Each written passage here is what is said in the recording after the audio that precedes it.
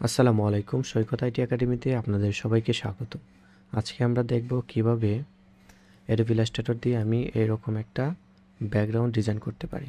তো প্রথমে আমি একটা রেক্ট্যাঙ্গেল টুল সিলেক্ট করে নিব। রেক্ট্যাঙ্গেল টুল সিলেক্ট করে আমি এখান থেকে একটা শেপ ক্রিয়েট করে নিই। ওকে, শেপ ক্রিয়েট হওয়ার পর আমি যে কোনো একটা কালার এখানে পিক করে নিলাম। দেন আমি টুলবার অপশন থেকে আমি এখান থেকে নাইফ টুল সিলেক্ট করি। নাইফ টুলটা আপনারা প্রথমত ইরেজার টুল থাকবে, ইরেজার টুলে ডাবল প্রেস করে ধরে রাখলে আপনারা নাইফ টুলটা পাবেন। দেন আমি র্যান্ডমলি এখানে কেটে নিব। ওকে, আপনাদের যেমন খুশি তেমনভাবে আপনারা এটা কেটে নিতে পারেন। তো আমি ওয়েবসাইট র্যান্ডমলি আমি এটাকে কেটে নিচ্ছি।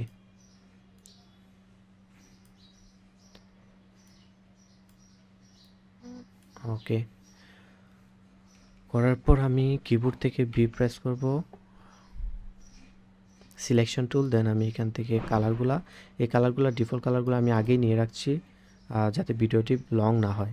তো আপনারা যদি সেম কালারটা নিতে চান তাহলে এখান থেকে স্ক্রিনশট দিয়ে নিতে পারবেন। একটি একটি করে শেপ সিলেক্ট করে কালারগুলো পিক করে নিই।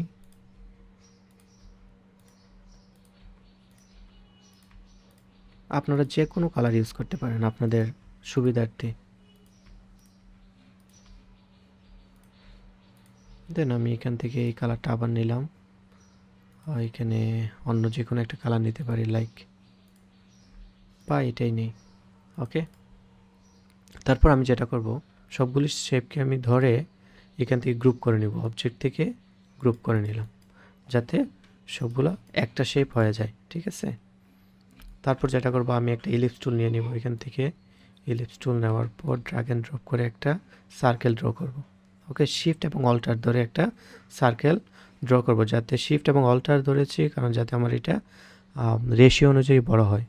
ওকে, এটাকে একটা কপি করে নিয়ে এই শেপটাকে কপি করতে হলে আমার প্রথমে যেতে হবে এডিটে গিয়ে কপি, আবার এডিটে পেস্ট ইন ফ্রন্ট।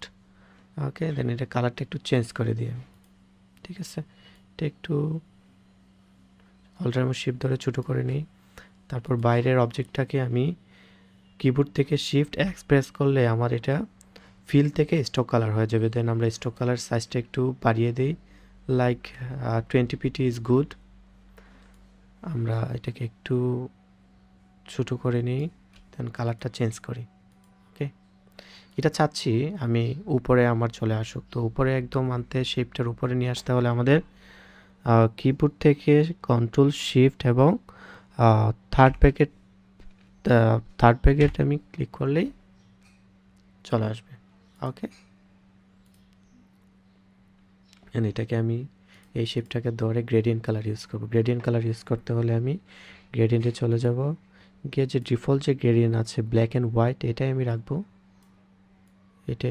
এবং এটাকে একটু এদিক সেদিক করে আমি ব্যালেন্স করে নিব, গ্রেডিয়েন্টটা ব্যালেন্স করে নিব। ওকে, আই হোপ দ্যাটস গুড। দেন আমি এই শেপটাকে ধরে ট্রান্সপারেন্সি থেকে ব্লেন্ডিং অপশনটা আমি ওভারলি করে দিলাম। ওভারলি করার সাথে সাথে দেখেন এখানে একটা খুব সুন্দর রিয়েলিস্টিক একটা ফিল চলে আসছে। এটাকে এরকম রাখতে পারি। ওকে, দেন আবার সিলেকশন টুল বি সিলেক্ট করে আমি এটাকে আগে লক করে নিই, কন্ট্রোল 2 দিয়ে লক করব। দেন এটাকে ধরে গ্রুপ করে নিই, কন্ট্রোল জি গ্রুপ। ওকে, দেন আমি আনগ্রুপ করি সবগুলাকে। আনগ্রুপ করতে হলে কন্ট্রোল অল্টার 2 প্রেস করে আনগ্রুপ করলাম। দেন সিলেক্ট করে আমি নিচের অবজেক্টটাকে আবার একটা ক্লিক করলাম, ডাবল ক্লিক। তারপর এখান থেকে আমি অ্যালাইন করে দিলাম, হরিজন্টাল অ্যালাইন সেন্টার এবং ভার্টিক্যাল অ্যালাইন সেন্টার। ওকে, তো আমাদের কাজ শেষ। এখন আমরা এই ব্যাকগ্রাউন্ডটাকে একটু টেক্সচার দিব, যাতে টেক্সচার ইউজ করবো যাতে রিয়েলিস্টিক একটু ফিল আসে। তো টেক্সচার আমাদের এই ব্যাকগ্রাউন্ড ইউজ করতে হলে আমরা কী করব, প্রথমত এই ব্যাকগ্রাউন্ডটাকে আমরা সিলেক্ট করে চলে যাব এফেক্ট থেকে টেক্সচার গ্রেইন। ওকে, তো আমি এই গ্রেইনটা আমি চয়েস করছি, এখান থেকে ক্লিক করে এখান থেকে ইন্টেন্সিটিটা আমি 20 অথবা 21 আমরা দিতে পারি। 20 থাক, 20 দিয়ে আমি মনে করি 20 গুড। ওকে প্রেস করলাম, করার পর দেখেন এখন আমাদের আর যে ব্যাকগ্রাউন্ডটা এটা একটু রিয়েলিস্টিক ফিল চলে আসছে, দেখতে খুবই ভালো লাগছে। এখন চাইলে আপনারা এই ব্যাকগ্রাউন্ডের উপরে আপনারা লোগো প্লেস করতে পারবেন, কোনো প্রোফাইলের জন্য, সোশ্যাল মিডিয়া প্রোফাইলের জন্য আপনারা যা ইচ্ছে তাই করতে পারবেন। আপনারা চাইলে আমার এই ভিডিওটি ফলো করে